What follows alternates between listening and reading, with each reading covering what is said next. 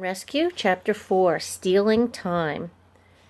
Gasps of shock echoed throughout the hall, and because many of the gasping people were very old, coughing fits followed. Mr. Mutt had to turn up his oxygen tank. Mrs. Fruit had to be slapped on the back. Someone's dentures flew across the room. Settle down, everyone. The person issuing this order was Officer Millie. She worked for the Buttonville Police Force. She was also Pearl's aunt. Her polished black shoes squeaked as she walked onto the stage. Her police badge was so shiny, Ben had to squint against the glare. She folded her arms and peered over the rims of her dark glasses at Mrs. Mulberry. You can't accuse someone of committing a crime without proof. Do you have proof? I may not have proof, but I have plenty of questions, Mrs. Mulberry said, smiling so big her gums showed above her teeth. Question number 1. Why did Dr. Wu move here? Question number 2. Why did she open a worm hospital when no one in Buttonville has a pet worm? Question 3. Why does she keep the gate to her hospital locked at all times?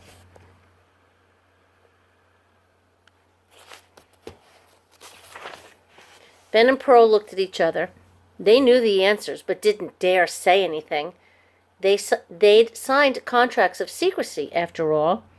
Mrs. Mulberry continued, I believe Dr. Wu keeps her gate locked because she's the person who's stealing our things. A locked gate is not proof of anything, Officer Millie pointed out. Have you been inside the hospital? Have you witnessed suspicious activity? Ben and Pearl have been inside, Victoria Mulberry said as she looked up from her book.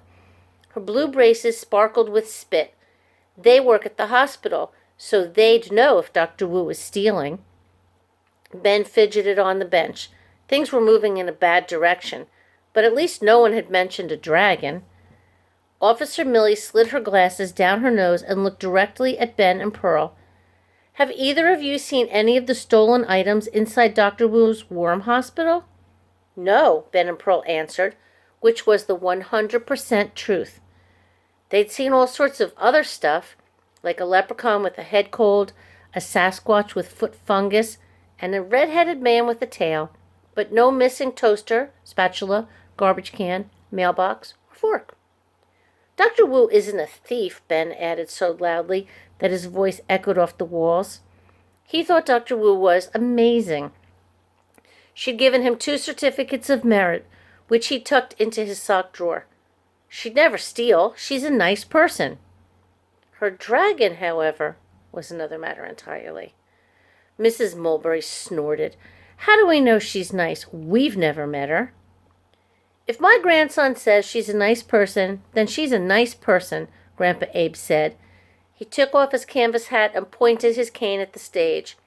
You should live so long, Martha Mulberry, to be as nice a person as Dr. Wu. I want my questions answered, Mrs. Mulberry said with a stomp of her foot. There's a thief on the loose. I demand that Dr. Wu come out of her worm hospital and talk to us. If she won't come out, then we'll force our way in. A few heads nodded. Some people mumbled in agreement. Officer Millie took out a pad of paper and a pen. There's no need to force your way into the hospital, Martha. I will handle the investigation. First, I need to make a list of the missing items. As everyone else began to move toward the stage, Pearl motioned to Ben, and he followed her up the aisle.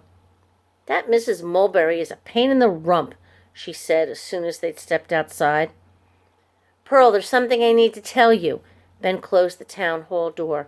Last night, but Pearl wasn't listening. What if Mrs. Mulberry forces her way into the hospital? That would be terrible, Ben said. If people found out Dr. Wu's secrets, she might have to leave, and then our apprenticeship would be over. Well, I'm not letting that happen. Pearl kicked a red button down the steps. I'm going to find the thief and... plop! Something bounced off Pearl's head. It was a clump of moss that had rolled down the roof. Pearl furrowed her brow. What was I saying? You were saying that you were going to find the thief, Ben said. But you don't need to because... A scratching sound caught his attention. More clumps fell, landing on the ground around Pearl's and Ben's feet. Did you hear that? He asked. It sounds like there's something on the roof. Ben hurried down the steps and onto the sidewalk so he could get a better view. Shielding his eyes from the sun, he scanned the moss-covered shingles. He'd expected to find a bird hopping around or a squirrel scurrying about, but there was no sign of anything. Then his gaze traveled up the clock tower. He took a sharp breath. A large black shape was perched at the very top. "Uh-oh," Ben said. "What's the matter?" Pearl joined him on the sidewalk. "What do you see?" Wow!" The dragon's eyes glowed like red light bulbs. It gripped the tower's steeple with all four paws, balancing like an elephant on a circus platform.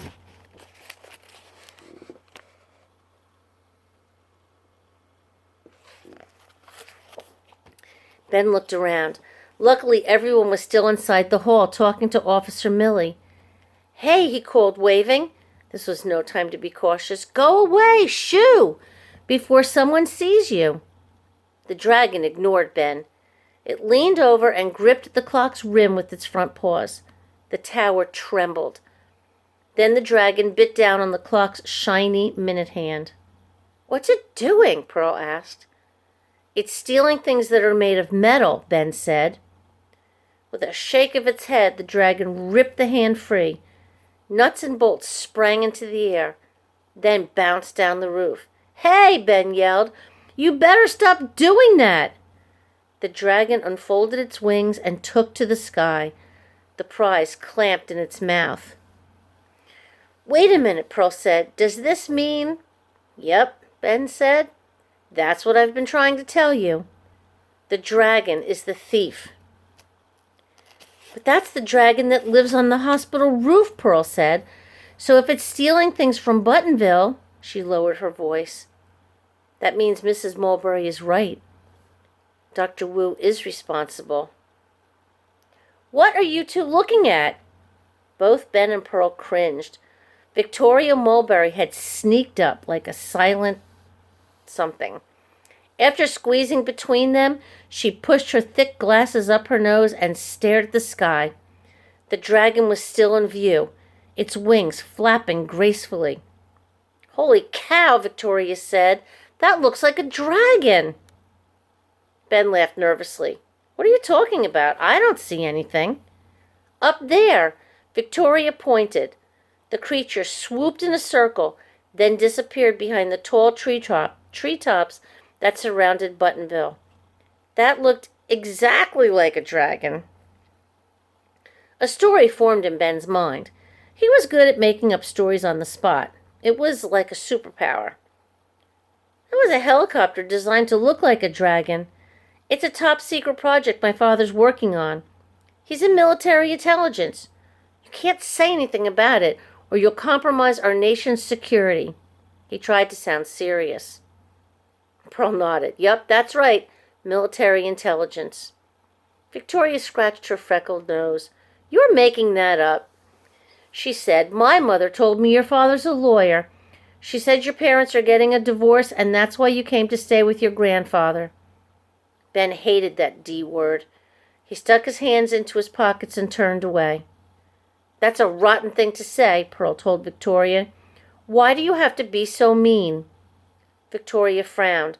"I'm just repeating what my mom said." Pearl put her hands on her hips.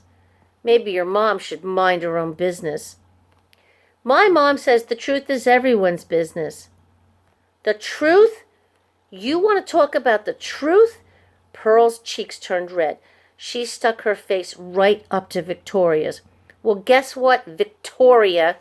That thing was a dragon. A real, fire-breathing dragon. And Ben and I know where it lives, and you don't. So there." Pearl smiled triumphantly, revealing the big gap between her front teeth. Then her smile collapsed. "Oops." Victoria's eyes got so wide behind her glasses, they looked like they might pop out of her head.